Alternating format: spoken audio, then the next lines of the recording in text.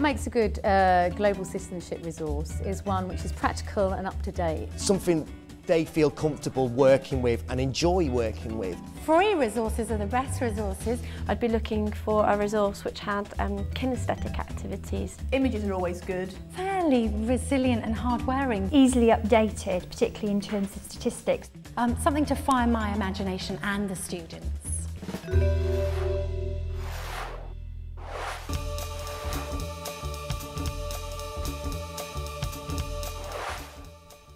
The reason I'm recommending the RISC How Do We Know It's Working resource is because it's one of the best resources I've seen that enables you to actually judge how well your global citizenship has been working. There's lots of different ideas in here to do that, and I particularly like the way that they draw on formative assessment pedagogies.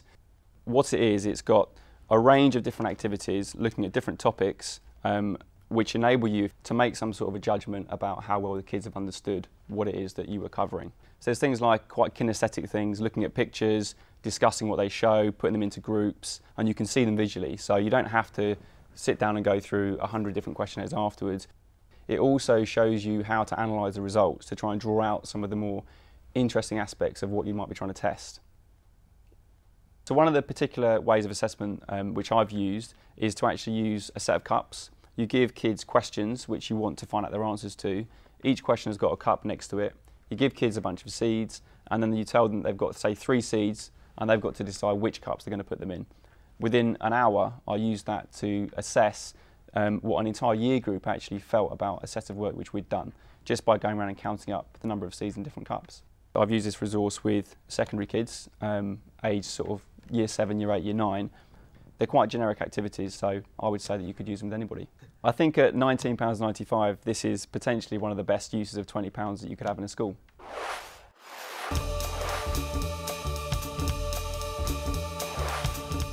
I think there's lots of activities in there that you could use with transition students. So if you've got year 6 students coming up and you wanted to organise some activities for a CLAPS timetable day, but it would also be very effective with Key Stage 4 students. I really liked how can I make the world a better place, and also is this a family, and I really liked when they were tackling families from different backgrounds, meeting together, talking about sexuality, all those different things, which really challenging stuff. How Do They Feel, which is a resource within here, looks at immigration, a very hot topic nowadays, and one which young people only see the negative aspects of and probably don't get to empathise very much. So here is a resource set up for you which would be good for citizenship or history to really understand where immigrants are coming from, how do they feel about the situation, and to analyse why immigrants come to Britain. One of the best activities I found that is very useful are the group activities where the students have a particular card, and on that card they are encouraged to play a role, and in doing so we bring in the science, we bring in the geography, we bring in the citizenship, we bring in the humanities, and there's a self-assessment activity at the end of that where they can assess themselves and each other. In this book they clearly want to make sure that pupils have a commitment to social justice and equity.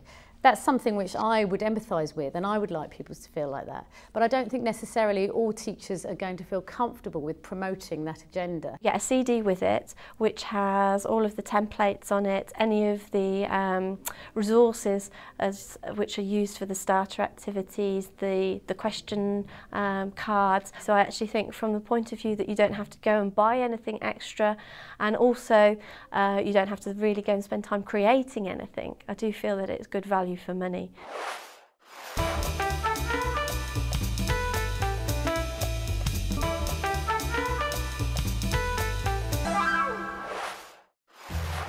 Sim Sweatshop simulates a factory in a less developed country, and the students have to make trainers. If they don't make enough trainers in the time, and they might lose wages and things.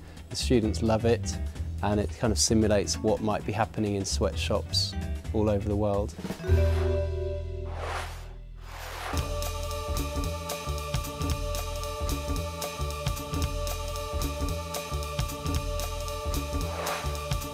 For you. Thank you. For you. For you, for you. Pop them on. I'm recommending the trestle masks, and specifically the ones we've been using today are the advanced set, but they're also multicultural masks. Keep it facing out, Menna, well done. We've been using them to explore the idea of refugees, but really, more importantly, just the idea of people being maybe on the fringes of society. The reason that the young people enjoy them so much is they're very accessible. So they put them on their face and automatically they get ideas for characters. So you don't have to have any great preamble. You can get working straight away, which in a 60-minute class is obviously very, very important. Max is going to walk through our society. We brought in the idea of the refugee. What does that mean? What does a refugee mean to you? And then we did a Conscience Alley where they looked at two sides. So they looked at how the refugee might be thinking and feeling, but using a masked actor. But also, how does society view the refugee and how does that make the refugee feel? So all the time putting yourself in somebody else's shoes. I don't know what to do. I'm alone. I can't speak any English. What am I going to do? Will anyone take me in? Does anybody care? The outlay is expensive, but you do get a really good pack with it. You get loads of lesson ideas, and if they're well looked after, I think they're a great investment. I mean, they last better than textbooks.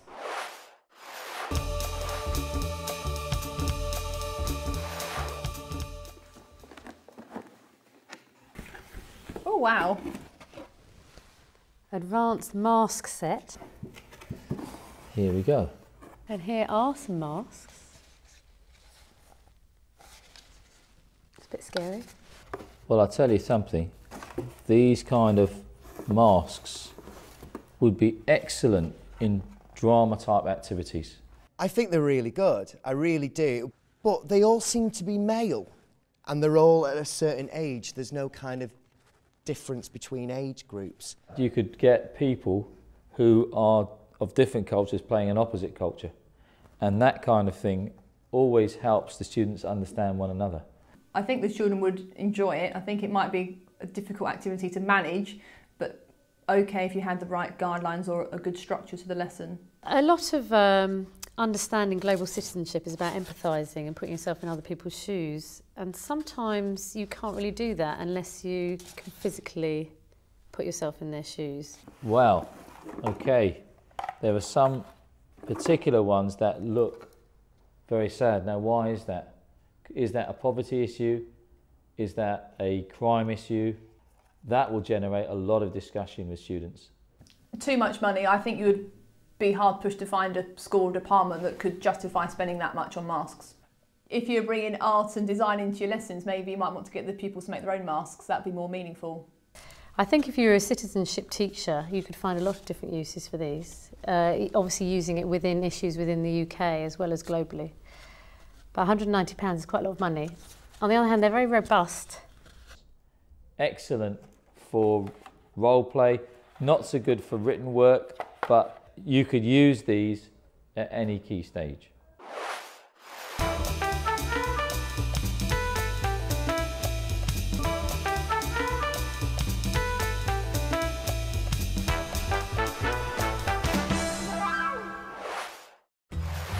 I've been using the Fair Trade Foundation website.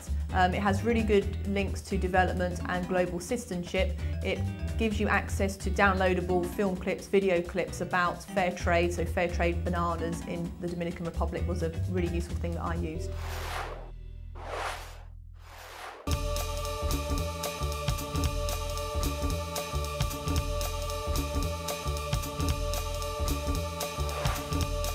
The website I'm recommending today is the British Council website, and in particular the Global Gateway aspect of it. Within the Global Gateway, it's these 4 portals. The first one is actually for opportunities for teachers, encouraging them to be a part of the global citizenship. What this does is it has links to CPD programs so that you can study abroad. This second portal is very useful for when you're doing your Ofsted, and the DCSF recommend this particular portal as part of the resources for producing a really good CEF. The third portal is projects. It gives you ideas, It tells you how other teachers have already done them, and they also have comments. And the final one are the quick projects. So there are pictures that you can download, there are ideas, there are notes that you can download. If you've only got a short amount of time or you want something particular, then you can go in there and you've got your lesson planned. The thing that I like about it is the different ideas, the projects. The fact that it's this one-stop website as well is very useful. It's fascinating and interesting to hear the perspective from different countries. So you will have different countries' case studies, not just British case studies. The website is updated very regularly. It keeps in touch with all the latest initiatives, but also new case studies are put on the website very frequently, and the older ones are still kept there. And that's very, very useful as well. And because of the fact that it's free, it's a brilliant website. It really is very good, and I really think it's worth looking at.